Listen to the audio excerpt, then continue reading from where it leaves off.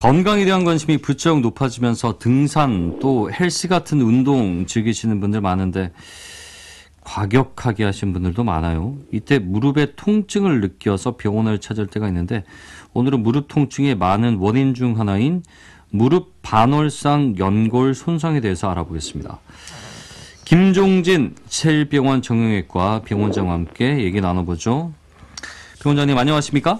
예, 안녕하십니까? 예, 이렇게 들어선 잘 모르겠어요. 반월상 연골이 뭡니까? 예. 우선 무릎은요, 이렇게 위에 뼈, 다시 대퇴뼈가 있고 밑에 이제 경골이라 그래서 밑에 뼈가 있는데요. 예. 이렇게 위에 뼈하고 아래 뼈 사이에 뼈하고 뼈끼리 직접 부딪히지 않게 해주는 그런 구조물이 있거든요. 그게 이제 초생달 모양으로 돼 있어갖고 예. 위에 뼈하고 아래 뼈하고 직접 부딪히지 않게 해주는데 그러한 연골을 반월상 연골이라고 하는데요. 이 반월상 연골은 바깥쪽에도 있고 안쪽에도 있어서 내측 반월상 연골, 예. 외측 반월상 연골 이렇게 말하고 있습니다. 예. 그래서 이제 이 반월상 연골은 아까 말씀드렸듯이 위에 뼈하고 아래 뼈하고 서로 부딪히지 않게 부드럽게 윤활유 역할을 해주기도 하고요.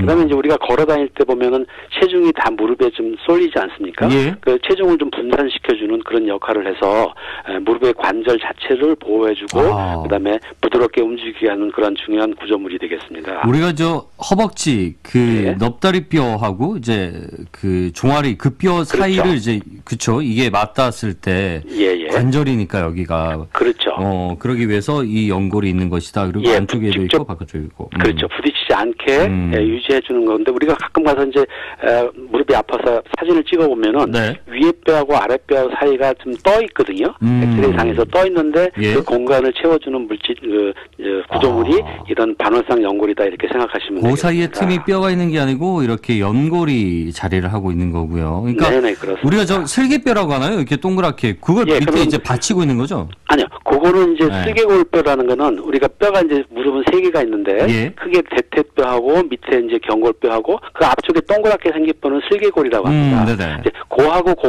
사이에는 이제 그런 반월상 연골이 있지는 않고요. 그 위에 큰 뼈하고 밑에 큰 뼈 사이에 간격을 유지해 주는 게 반월상 연골이라 이렇게 말씀드릴 수 있습니다. 알겠습니다. 저희가 그 파열됐다라고 얘기를 하더라고요. 이 연골은 보통은 여기 십자인대 같이 부상을 당하면서 연골이 찢어지는 경우도 있다고 들었는데, 그렇죠. 대표적으로 이제 축구하다 그럴 수도 있고 여러 가지 이유가 또 있을 것 같아요. 어떻습니까? 그렇습니다. 대개 그래서 이제 이 반월상 연골이 손상되는 거는 크게 외상적으로 손상될 수가 있는 거 하나고요. 그다음에 이제 퇴행성 변화에 의해서 약해진 연골이 저절로 손상이 되는 크게 두 가지로 나눌 수가 있거든요. 그래서 젊은 사람들 같은 경우는 아까 말씀드렸듯이 축구라든지 농구라든지 이런 스포츠 활동을 하다가 무리한 충격이 가서 찢어지는 경우가 대부분 많고요. 그다음에 이제 50대, 40대, 50대 넘어서는 반월상 연골도 이제 탄력이라든지 그런 것들이 조금 떨어지면서 퇴행성 변화가 오게 되거든요. 그런 경우에는 큰 외상 없이도 간단한 운동이라든지 뭐 걷기 같은 거 할 때도 잘 찢어지는 수가 있습니다. 그래서 이런 연골이 손상되는 거를 우리가 반월상 연골 파열이다 이렇게 얘기를 하고 있습니다. 일단은 우리가 좀 운동을 하다가 뛰거나 또 방향 전환을 하거나 이러다가 이제 외상적인 충격에 의해서 생긴 경우도 있지만 이렇게 나이가 들면서 퇴행적 변화를 겪으면서 파열이 되기도 한다는 거죠. 그렇죠. 그러면은 그 증상이 이렇게 체감이 되나요? 뭔가 파열이 생기기 시작하면? 네, 그렇습니다. 대개 이제 우리가 그 등산이라든지 헬스 같은 거 했을 때요, 무릎이 안쪽이라든지 바깥쪽이라든지 아플 수가 있는데, 이런 반월상 연골이 파열됐을 때는요, 대개는 그 반월상 연골이 안쪽도 있고 바깥쪽도 있고, 그다음에 이제 앞쪽하고 뒤쪽도 이렇게 있거든요. 근데 이제 파열되는 부위가 보통은 안쪽이 주로 많이 파열됩니다. 거의 한 80% 정도는 안쪽이 파열되고요. 바깥쪽은 좀 드물거든요. 반월상 파열에 의한 증상이 있을 때는 보통 무릎의 안쪽, 다시 말하면 똑바로 섰을 때 엄지발가락 쪽 있죠. 그쪽을 안쪽이라 그러는데 그 안쪽에 통증을 좀 느끼게 되고요. 그다음에 또 하나는 되게 앉았다가 일어날 때 무릎 뒤쪽 오금이다 그러죠. 예. 오금이 당긴다 이렇게 표현을 하는데 오금이 당기는 듯한 그런 통증을 느끼게 호소하는 경우가 많이 있습니다. 예. 그다음에 또 하나는 이제 반월상 연골이 파열돼서 조금 시간이 지나면은 무릎이 좀 붓게 됩니다. 우리가 무릎에 물이 찬다 그러는데 무릎이 부으면서 이제 무릎을 굽혔다 폈다 할 때 불편하고 통증을 유발하는 그런 증사들이 나타나게 됩니다. 자, 일단은 그 무릎 안쪽 통증 또 뒤쪽에 이제 오금이 당긴다는 느낌이 들거나 또는 많이 부었을 때 이제 뭐 물이 찼든 뭐가 됐건 간에 이게 부종이 본인이 느껴질 거예요. 평소와 다를 테니까. 그렇죠. 예. 자, 그러면은 이런 증상들이 나타났을 때 병원을 가서 전문의와 상담을 해봐야 될 텐데 진단을 어떤 식으로 합니까? 뭐 이게 찍어봐야 되겠죠. 네네. 되게 그래서 이제 운동을 하고 난다든지 그럴 때 무릎이 이제 일시적으로 좀 아플 수도 있거든요. 되게 이제 그런 경우는 무릎의 무릎이 안쪽이라든지 바깥쪽 같은 데가 인대 같은 게 자극이 돼서 일시적으로 통증이 오는 경우가 있습니다. 그래서 대개 인대에 약간 일시적으로 자극이 와서 아픈 경우는 한 2, 3주 지나면 다 괜찮아지거든요. 근데 2, 3주 지났는데도 계속 같은 증상이 있다든지 그다음에 아까도 말씀드렸듯이 반월상 연골이 찢어지고 나서 조금 시간이 지나면 점점 물이 차게 되거든요. 그래서 무릎이 붓는다든지 할 때는 반드시 병원에 가셔서 정확하게 검사를 해보시는 게 좋고요.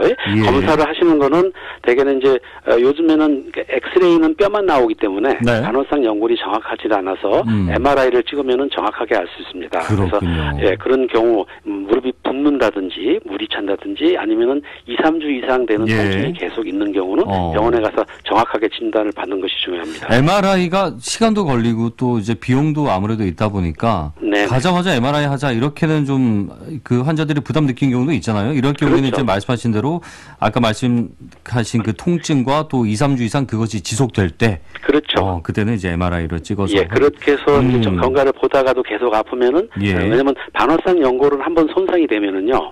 이 손상이 돼서 점점 이제 찢어진 경우가 위에 뼈하고 뼈 사이에 끼면서 반월상 연골이 점점점 찢어지게 되거든요. 그래서 반월상 연골이 완전히 소실되면은 아까 말씀드렸듯이 위에서 충격 완화를 못하게 되고 그다음에 그런 것 때문에 관절염이 더 급격히 변할 수가 있기 때문에 그러한 정확한 진단과 정확한 빠른 치료가 중요하다고 할 수 있겠습니다. 이게 뭐 약 먹고 이렇게 해서 연골이 다시 붓고 이런 건 절대 아닌 거죠. 그러면은 그 치료 수술을 어떻게 하게 됩니까? 그래서 이제 그래서 조기 진단하고 이제 빠른 치료가 중요한데요. 되게 젊은 사람 같은 경우는 반드시 찢어진 경우가 있는 경우는 그거를 다시 꼬매주는 수도 있고요. 아니면은 이제 약간 찢어져서 많이 찢어지지 않고 그 주변부만 찢어진 경우는 더 이상 무릎속에 끼어서 더 이상 찢어지지 않게끔 내시경을 해서 간단하게 치료를 할 수가 있거든요. 그래서 그러한 치료 방법을 할 수가 있고요. 그다음에 이제 아까 말씀드렸듯이 나이 들어서 연세가 오면서 퇴행성 변화가 오면서 그런 경우가 왔을 때에는 치료 방법이 조금 달라질 수는 있습니다. 그래서 관절염이 좀 심해지면서 약간 옷자다리가 진행되면서 그럴 수가 있거든요.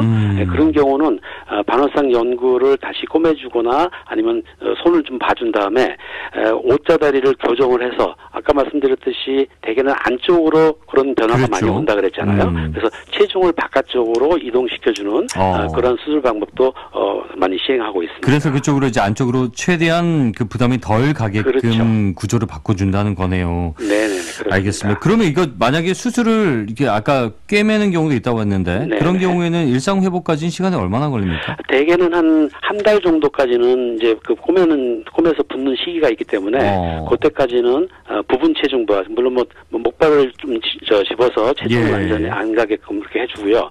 보통은 그러면 이제 꼬매지 않고 연골이 찢어져서 좀 그 너덜너덜한 부분을 좀 정리를 해주는 경우에 있어서는 바로 다음 날부터 걸어 다닐 수도 있거든요. 그래서 째고 하는 수술이 아니고 내시경으로 하는 수술이기 때문에 여러 가지 부담이 없고 바로 활동을 할 수가 있겠습니다. 자, 마지막으로 원장님 짧게요. 이게 전문의마다 그 의견이 좀 엇갈릴 수도 있습니까? 이걸 꿰매는 시술을 바로 할지 말지 이런 것들에 있어가지고. 대개는 그 의견이 다 통일이 되나요? 네, 그렇습니다. 근데 이제 나이가 드신 분들, 되게 60대 넘었는데 반월상 연골이 파열될 경우는 이건 관절염에 의한 진행이기 때문에 그런 경우는 꼭 수술을 안 해도 경과를 지나가면서 좀 관찰해 볼 수가 있습니다. 그렇지만은 엑스레이 상에서 관절이 많이 진행하지 않은 상태에서 손상된 경우는 더 이상 찢어지지 않게 손을 봐주는 게 좋을 것 같습니다. 고맙습니다. 네네. 세일병원 정형외과 김종진 병원장과 함께했고요. 부산정보센터